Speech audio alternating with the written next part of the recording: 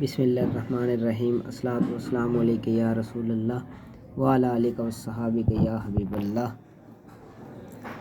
دوستو، کچھ دن پہلے میں نے چند لفظ آپ کو بتائے تھے، سین، صاد، نون، قاف، میم وغیرہ۔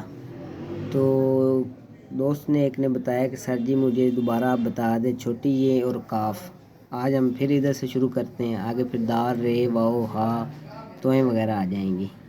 چلو شروع کرتے ہیں۔ آپ لوگوں نے جب دال لکھنی ہے تو پورا قلم ایسے ٹچ کرنا ہے، ساتھ ایسے گول کرنا ہے، بڑی نوک سے نیچے والا حصہ آپ نے بنا دینا ہے۔ جب رے بنانی ہے پورا قلم ایسے سیدھا لے کے آنا ہے، قلم کو ہلکا سے ٹیڑھا کر دینا ہے بڑی نوک سے۔ واو جب آپ نے لکھنی، جیسے آپ کو میں نے فے بتایا تھا ویسے ڈوٹ لگا کے اوپر سے گلائی کرنی ہے، نیچے سے بڑی نوک سے ایسے کر دینا آپ لوگوں نے۔ اس کے بعد حمزہ آ جائے گا، جیسے آئینہ میں نے آپ کو بتایا ایسے ڈوٹ لگا کے بڑی نوک سے ایسے کرنا، کت لگا کے اوپر سے ایسے گلائی کر دینی ہے۔ اس کے بعد توئیں آ گیا آپ کی، الف بنانا آپ نے ایسے اوپر سے ایسے گلائی کر دینی ہے بڑی نوک سے، الف ایسے بڑی نوک سے اوپر سے گلائی کر دینی ہے آپ نے۔